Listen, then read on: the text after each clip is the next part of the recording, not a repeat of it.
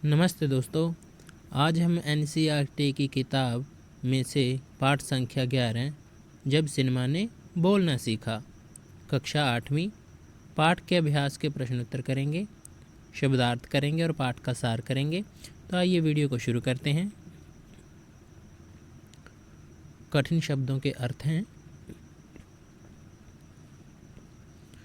शब्द और अर्थ।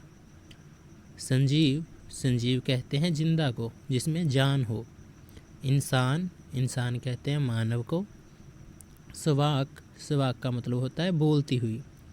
लोकप्रियता, लोकप्रियता मतलब प्रसिद्धि। शिखर, शिखर होता है उच्च स्थान। फिल्में, फिल्में होती हैं बिना आवाज़ की फिल्म। तो दौर, समय। इंटरव्यू, साक्षात्कार अर्थात प्रत्यक्ष रूप में। पार्श्व गायक अर्थात जो पर्दे के पीछे से अपनी आवाज़ या गीत गाए। साउंड, साउंड होता है आवाज़। फैंटेसी, फैंटेसी होता है आकर्षक। परिश्रमिक, परिश्रमिक होता है मेहनताना। चर्चित, चर्चित कहते हैं मशहूर को। स्टंटमैन, स्टंटमैन होता है जो करतब करने वाला होता है। अभिनेता, अभिनेता कलाकार। समीक्षकों, समीक्षक होते हैं जो जांच करने वाले। किरदार, किरदार चरित्र। किताब, किताब कहते हैं उपाधि को। देह, देह को कहते हैं शरीर, तन, काया भी बोल सकते हैं। प्रचलित, प्रचलित है लोगों की भाषा। प्रतिबिंब, प्रतिबिंब कहते हैं परछाई को। केश सज्जा, केश सज्जा कहते हैं बाल बनाना। फिल्मकार, फिल्म बनाने वाले को कहते हैं। गीतकार, गीत गाने वाले को बोलते हैं। और संगीतकार, संगीत देने वाले को बोलते हैं।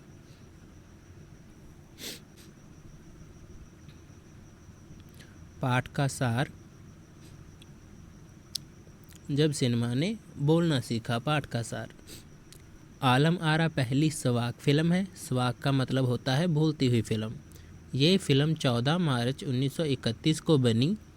इसके निर्देशक अर्देशीर एम ईरानी थे। इसके नायक विट्ठल थे तथा नायिका जुबैदा थी। अर्देश्वर को इस फिल्म को बनाने के बाद भारतीय स्वाक फिल्म का पिता कहा गया। इस फिल्म का पहला गाना दे दे खुदा के नाम था। ये फिल्म 8 सप्ताह तक हाउसफुल चली थी। इस फिल्म में सिर्फ 3 वाद्य पदार्थ यंत्र प्रयोग किए गए थे। Alam Ara film fantasy film थी। फिल्म ने हिंदी उर्दू के तालमेल वाली हिंदुस्तानी भाषा को लोकप्रिय बनाया। इसी फिल्म के उपरांत ही फिल्मों में कई गायक, अभिनेता बड़े पर्दे पर नजर आने लगे। आलम आरा भारत के अलावा श्रीलंका, बर्मा और पश्चिम एशिया में पसंद की गई। इसी सिनेमा ने सिनेमा का एक नया युग शुरू हो गया था।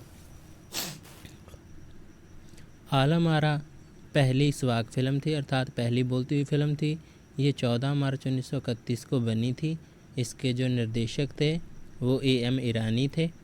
तो ये वाली फिल्म के जो नायक थे, हीरो थे, वो विट्ठल थे और नायिका जो हीरोइन थी वो जुबैदा थी। तो ईरानी ने जो ये फिल्म बनाई थी उसके बाद ईरानी को स्वाक फिल्मों का पिता भी कहा जाने लग गया था। तो ये फिल्म एक में जो गाना दिया गया था उसका पहला गाना था दे दे खुदा के नाम था। तो ये फिल्म 8 सप्ताह अर्थात 2 महीने तक ये हाउसफुली चली थी सिनेमा में। तो इसलिए ये बहुत ही लोकप्रिय हो गई थी। लोगों ने इस फिल्म को बहुत ही पसंद किया था।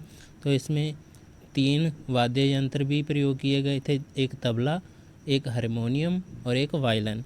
तो इन तीनों वाद्य यंत्रों के द्वारा ही इसमें जितने भी संगीत, जितने भी बैकग्राउंड म्यूजिक दिया गया, तो इन 3 वाद्यों के द्वारा ही दिया गया था। आलम आरा फिल्म बहुत ही आकर्षक फिल्म थी। तो इसे हिंदी और उर्दू भाषा के तालमेल वाली हिंदुस्तानी भाषा को लोकप्रिय बनाया। तो ये जो फिल्म बनी थी हिंदी भाषा में, उर्दू भाषा में, और लोगों ने इसे बहुत ही ज़्यादा पसंद किया था। तो इसके जो फिल्म में जिन जिन ने इस फिल्म में किरदार निभाए थे तो बाद में उन्हें बड़े पर्दे पर नज़र आने लगे। वो सभी हीरो हीरोइन जो अभिनेता अभिनेत्रियां हैं तो वो सारे के सारे को बहुत ही प्रसिद्धि मिली, सब लोग उन्हें जानने लगे और फिर वो बड़े पर्दे के अभिनेता बन गए थे। तो ये जो फिल्म थी श्रीलंका में, बर्मा में और पश्चिम एशिया में लोगों ने बहुत पसंद की थी। तो इसी सिनेमा से सिनेमा का एक नया युग शुरू हो गया था। पहले मूक फिल्में बनती थी, इसके बाद में स्वाक फिल्मों का दौर शुरू हो गया था। अभ्यास के प्रश्न उत्तर। पाठ संख्या 11, जब सिनेमा ने बोलना सीखा। प्रश्न संख्या 1, जब पहली बोलती फिल्म प्रदर्शित हुई तो उसके पोस्टर पर कौन से वाक्य छापे गए? उस फिल्म में कितने चेहरे थे?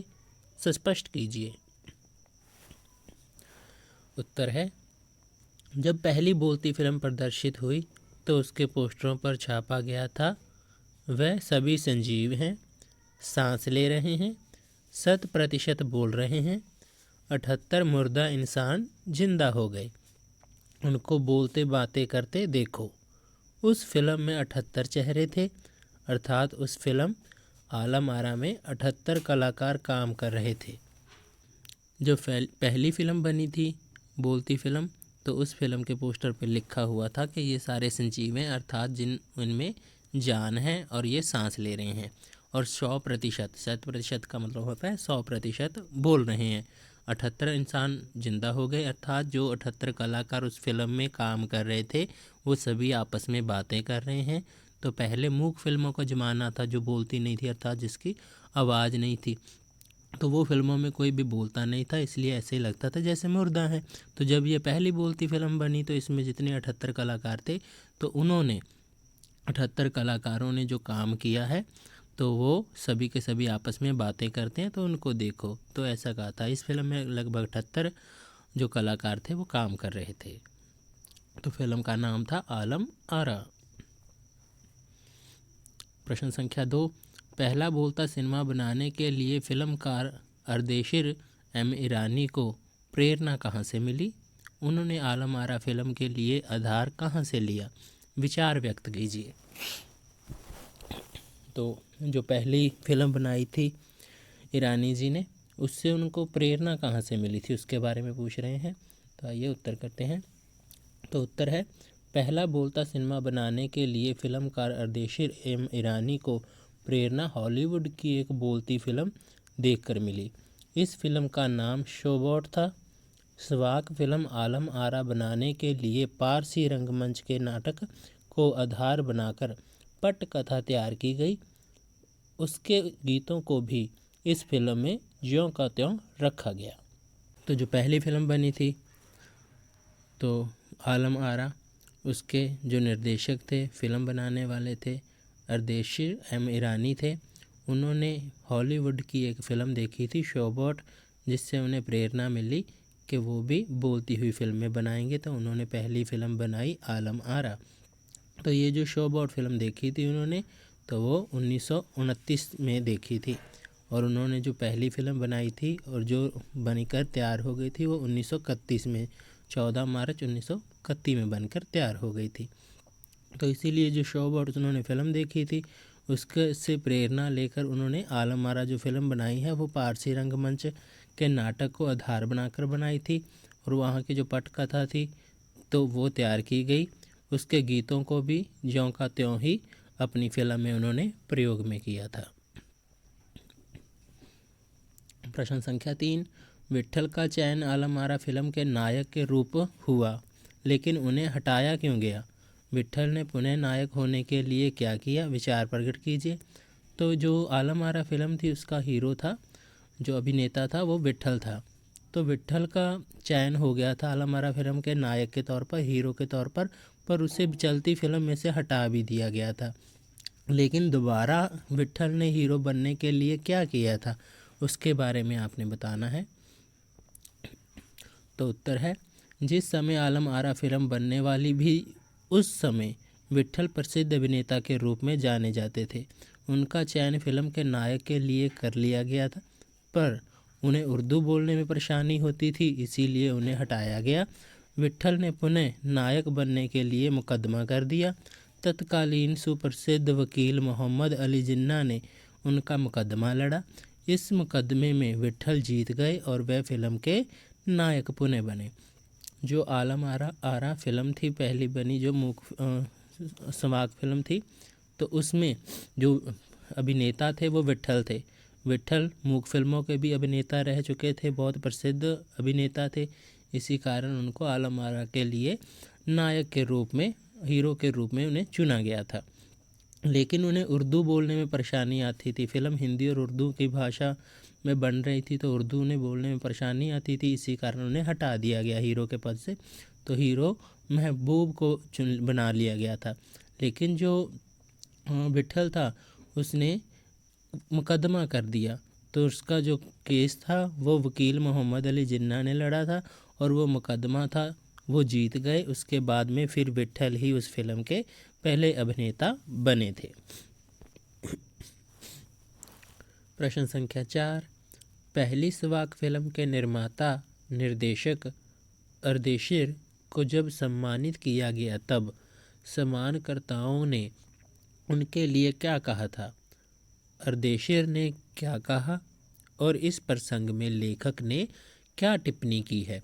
में पूछ रहे हैं कि जो निर्माता निर्देशक AM ईरानी थे उनको सम्मानित किया गया था जब फिल्म को 25 साल हो गए थे, तो उनके लिए जो सम्मानकर्ता थे उन्होंने कौन से शब्दों का प्रयोग किया था और उनके जवाब में जो ईरानी जी थे उन्होंने क्या जवाब दिया, और ये सारे प्रसंग के ऊपर लेखक ने क्या टिप्पणी की है?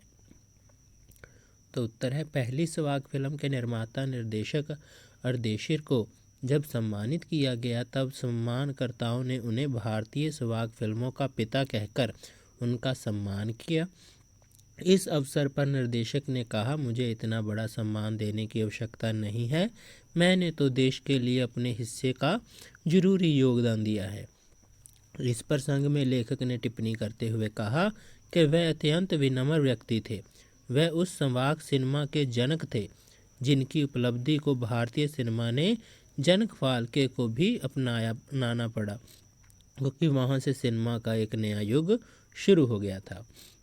तो जब पहली फिल्म बनी थी उसके 25 वर्ष पूरे हो गए थे, तो ईरानी जी को सम्मानित किया गया। तो जिन्होंने सम्मान देना था, तो सम्मानकर्ताओं ने उनके लिए शब्दों का प्रयोग किया कि वो भारतीय संवाक फिल्मों के पिता हैं, जनक हैं। तो ये वाला शब्द जब उन्होंने कहा तो ईरानी जी ने सुनकर कहा कि मुझे इतनी बड़ा सम्मान मत दीजिए, मुझे इसकी आवश्यकता नहीं है, मैंने तो सिर्फ अपने देश के लिए जो ज़रूरी हिस्सा था वो थोड़ा सा योगदान दिया है। तो ये सारे प्रसंग पर लेकर टिप्पणी करते हुए कहते हैं कि जो ईरानी जी हैं तो वो एक विनम्र व्यक्ति थे। उनका संवाक सिनेमा के जनक थे जिनकी उपलब्धि को भारतीय सिनेमा ने जनक के फाल्के को भी अपनाना पड़ा। कि बाद में वो जो उन्होंने पहली संवाक फिल्में बनाई थी उसी के आधार पर एक फिल्मों का नया दौर शुरू हो गया था। अब बस मूक फिल्मों से बदल के संवाक फिल्मों का जो दौर था चलना शुरू हो गया था। सभी संवाक फिल्मों को अर्थात बोलती हुई फिल्मों को पसंद करने लग गए थे। प्रश्न संख्या 5, मूक सिनेमा में संवाद नहीं होते, उसमें दैहिक अभिनय की प्रधानता होती है, पर जब सिनेमा बोलने लगा उनमें अनेक परिवर्तन हुए। उन परिवर्तनों को अभिनेता, दर्शक और कुछ तकनीकी दृष्टि से पाठ का आधार लेकर खोजें, साथ ही अपनी कल्पना का भी सहयोग लें। तो उत्तर है, मूक सिनेमा अर्थात ऐसा सिनेमा जिसमें हम कलाकारों को अभिनय करते हुए देखते हैं पर उनकी आवाज़ नहीं सुन पाते हैं। उसमें शारीरिक अभिनय को प्रधानता होती है। यही सिनेमा जब बोलने लगा तो उसमें अनेक परिवर्तन हुए। अभिनेता, दर्शक और तकनीकी दृष्टि से जो महत्वपूर्ण परिवर्तन हुए वह निम्नलिखित हैं। तो अभिनेता के में क्या क्या जो परिवर्तन हुआ वो है, मूक फिल्मों में काम करने वाले नायकों में पहलवान जैसा शरीर होना, स्टंट तथा उछल कूद करने की क्षमता पर ध्यान देकर चुना जाता था, किंतु संवाक सिनेमा में इन्हीं अभिनेताओं को संवाद कला में निपुण होना आवश्यक हो गया। इसके अलावा गायन की योग्यता रखने वाले अभिनेताओं की कदर बढ़ गई। तो पहले जैसे कि मूक फिल्मों में ज़्यादातर जिसका शरीर रिष्ट पुष्ट हो या स्टंट करता हो, स्टंटमैन हो, तो उसे ही किरदार निभाने के लिए दिया जाता था मूक फिल्में। जबकि ये जब संवाद फिल्में बनने लग गई तो इसमें जो अभिनेता थे उनका पढ़ा लिखा होना बहुत ज़रूरी हो गया। उन्हें संवाद कला में जो डायलॉग बोलने हैं उनमें निपुण होना ज़रूरी हो गया। उन्हीं को देखकर जो थे तो वो अभिनेता को चुनाव किया जाता था फिल्म के लिए। तो दर्शक यूं तो उस समय मूक सिनेमा भी अपनी लोकप्रियता के शिखर पर था और दर्शक उन्हें पसंद भी कर रहे थे, किंतु संवाद फिल्मों में लोगों की रुचि क्रमशः बढ़ती गई। इसमें उमड़ती भीड़ को नियंत्रित करना पुलिस के लिए कठिन होता था। संवाद का सिनेमा दर्शकों के लिए नया अनुभव था। तो जब मूक फिल्में बनती थी वो भी दर्शक पसंद करते थे, लोग पसंद करते थे, लेकिन जब संवाद फिल्में बनी तो जो लोकप्रियता थी फिल्मों के प्रति वो लोगों की और बढ़ गई।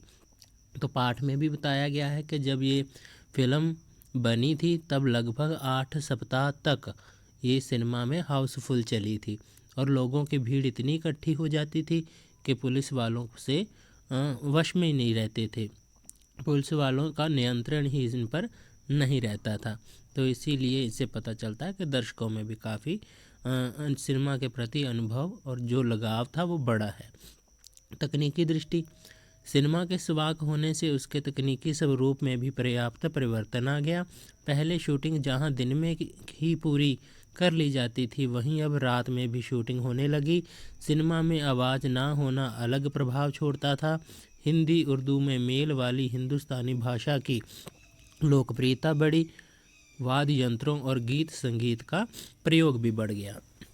तो तकनीकी दृष्टि से हम देखते हैं तो सिनेमा में पहले मूक फिल्में बनती थी तो वो दिन में भी बन जाती थी क्योंकि आवाज़ की ज़रूरत ही नहीं पड़ती थी। तो आस पास जितना भी शोर हो तो वो उसका कोई प्रभाव नहीं पड़ता था। लेकिन जब संवाद फिल्में, बोलती हुई फिल्में बनी तब उन्हें रात के समय में बनाना शुरू किया, शूटिंग करनी शुरू की, क्योंकि रात के समय में शोर कम होता है। दूसरी बात, यहाँ पे जो रात के समय में लाइट का जो समस्या आती थी तो नई नई लाइटों का जो प्रबंध हुआ तो उससे भी तकनीकी दृष्टि से उसका विस्तार हुआ है। और जो वाद्य यंत्र हैं तो वो भी जैसे हारमोनियम हो गया, तबला हो गया या वायलिन हो गया, इसका भी प्रयोग किया गया था, बड़ा था। तो इसके अतिरिक्त जो हिंदी और उर्दू भाषा के मेल में बनने वाली जो हिंदू भाषा थी, हिंदुस्तानी भाषा, तो उसकी लोकप्रियता बढ़ी थी। लोगों में उसके प्रति और रुझान बढ़ गया था और सभी मूक फिल्मों के दीवाने हो गए थे।